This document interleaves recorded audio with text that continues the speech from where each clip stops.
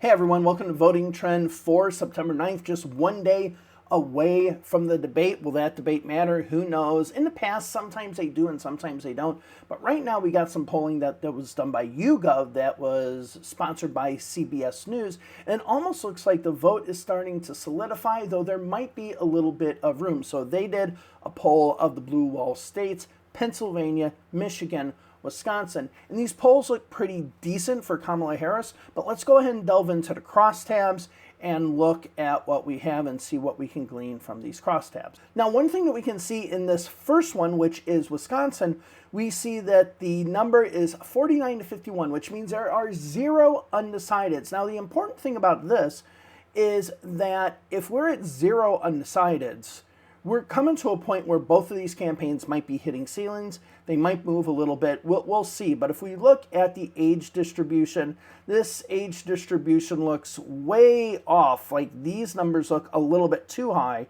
for Kamala Harris, but then these numbers look a little bit too high for Donald Trump. So I don't know how much credence I put into this poll. I mean, it overall looks okay. If we look at the female-male number, that's right. 99% of Democrats voting for Kamala Harris and 98% voting for Republicans. So this might actually show a little bit of limitation. Or maybe now we're starting to see the partisans actually starting to solidify. So overall, Kamala Harris looks good in this poll. Now, the one thing I did want to mention and did want to show is this question. It says, would you ever consider voting for Kamala Harris? 9% of those say there's still time left. Of those who voted for Trump say that they would vote for Kamala Harris.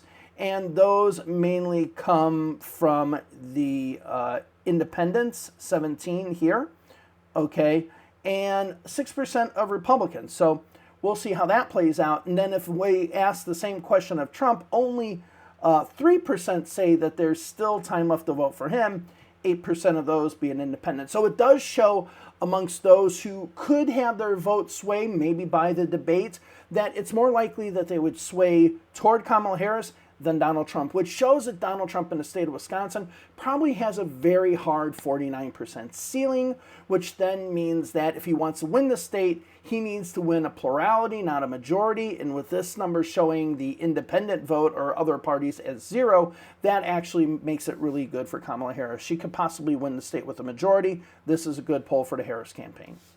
Now, if we go to Michigan, we see it is now a 1-point lead for Kamala Harris, 50 to 49. So I guess the 1% that's left in there is kind of all over the place. Again, we kind of see kind of high numbers for Kamala Harris amongst especially 30 to 44-year-olds, but then we kind of see higher numbers for Donald Trump with 65 and older. So these polls look like they might not be spot on what we have. All the other distribution looks good. Again, we see a very large number of Democrats, 99% voting for Kamala Harris, 96% of Republicans voting for Donald Trump. Now, this might make sense. Now we're coming to a point where people are self-identifying as Republican or Trump people are self-identifying as Democrats or Kamala Harris people. So this seems right. And if we go down to would you consider voting for Harris, here we only have about 6% of voters in Michigan saying so. So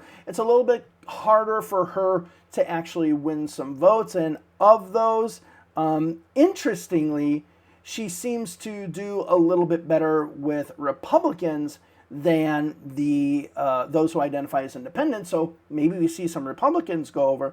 Now, if we look at those who would consider voting for Donald Trump, it looks a little okay for Donald Trump too, with mostly independents. So it does seem like when it comes to independents, they might swing over to Donald Trump if they make up their minds. If they're voting for Harris now, they could swing over to Donald Trump. So when we're looking at Michigan, it's not as close.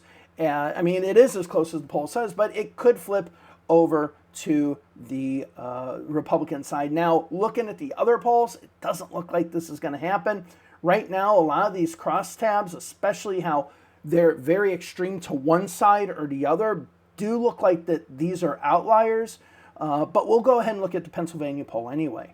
Okay, so in this Pennsylvania one, we have it 50-50 absolutely tied. Now, one thing I do want to mention, I forgot to mention last time, is with these polls, you do have the leaner. So this is the reason why you're not seeing third party somewhere else, and I'll all of those. But what's unfortunate about these polls, it doesn't show them without the leaners, because I think if we didn't have the leaners in there, then there might be a little bit of a different number, maybe giving either Trump or Harris a little bit more of a lead. So them having the leaners in here without having any, anything before they include the leaners is kind of bad. It's not that good. Again, we see the same distribution in Pennsylvania with age and with gender and with political party as we did in both Michigan and Wisconsin. I mean, all of these polls almost look exactly like a carbon copy of themselves, and they don't seem to really reflect, to me, reflect any uniqueness amongst the states. Now, when asked, is there still time to pick somebody else? Only 5% of people voting for Trump in this case would say yes, they would consider Kamala Harris, and it seems to be pretty split amongst independents and Republicans. Now, on this one, it's only 4% of people in Pennsylvania said they would consider voting for Donald Trump, with basically 3% of Democrats, interestingly, and 3% of Republicans. But in these polls, how they add the leaners in there, I don't know how good of a poll these are. These feel like they're almost a little bit too definitive, actually given a really strong result. And when we look at these crosstabs, they're almost a lot more extreme, whereas we should expect them to be a little bit of give and take with, let's say, age and ideology and stuff like that. It just seems like there's too much of a,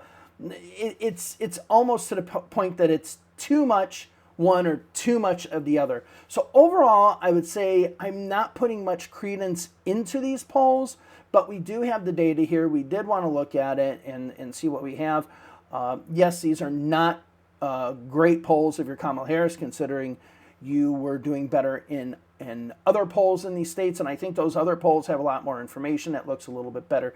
These just don't look that great whatsoever. There's just something about this poll that just, I don't want to say it's a feeling, I hate to say that, but it's just weird how they're all just almost a carbon copy of one another. Now, one last thing I want to say about all of these YouGov polls that were done by CBS, every single one of them are registered voters, registered voters, registered voters. Usually when the polls are done only using registered voters, that means that it's going to favor Donald Trump. Now, once you start filtering it out into likely voters, then that number becomes a little bit more for Kamala Harris. So this might be the reason why we're seeing this more of a poll for Donald Trump than we've seen in other ones. So this actually makes me breathe a little sigh of relief, because it does indicate that these polls are probably a little bit more Democratic considering they are just looking at registered voters. Remember, the turnout rate's going to be what? 60 some, 70 some, maybe in the low 80s in some of these states. It's not going to be 100%. And usually if it isn't 100%, because it isn't, those voters who are staying at home are usually going to be Trump voters. So this actually looks a little bit more good for the Democrats than what I originally thought. Okay, so there was a poll that was sponsored by an organization called American Greatness, which is a Republican organization, but it shows the race tie in Arizona. Now, I think this one's really, really funny due to the fact that it is like a Republican organization, but like all the polls they've been sponsoring shows that it's a lot closer race in a lot of places than most people think. Now, if we look at how they have the race broken down here, we can see that Donald Trump has 45.92, Kamala Harris is 46. As we can see, Kamala Harris, Maricopa County, she's doing a tad bit better. That makes sense. Tucson, she's doing better. In the East, in the West, this distribution of geography looks good. As far as age distribution, this 25 to 44 is favoring Donald Trump. That probably should be favoring Kamala Harris more, and the rest of the age distribution looks fine. As far as gender, yes, these look good. As far as white votes, Hispanic votes, and so on, yes, all of these numbers look exactly where they should be. Kamala Harris getting 92.4% of Democrats, Donald Trump getting, let's see, 86.4% are Republicans. So with John McCain's son coming out and saying, hey, maybe I'm not with the Republican Party anymore, and maybe a lot of people thinking of John McCain once again, all of a sudden, a few of these Republicans, people identify as Republicans, might be going away. And as far as independents, 47% of independents support Kamala Harris. Then finally, if we look at urban voters, Kamala Harris doing well. If we look at suburban, Donald Trump up a little bit. But as I mentioned in a previous video about Arizona, it wouldn't be surprised if Donald Trump did well in some of those northern and western suburbs of Phoenix. That's absolutely true.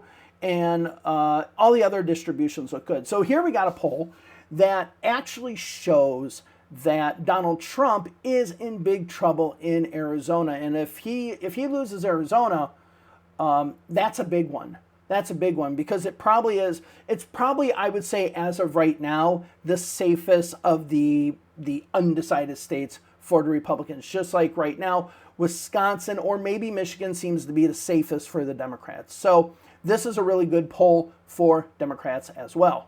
And then finally, YouGov with The Economist, they came out with a national poll where they just looked at the national numbers. Show Kamala Harris up 47 to 45, with Jill Stein with 1%. Cornel West now down to 0%.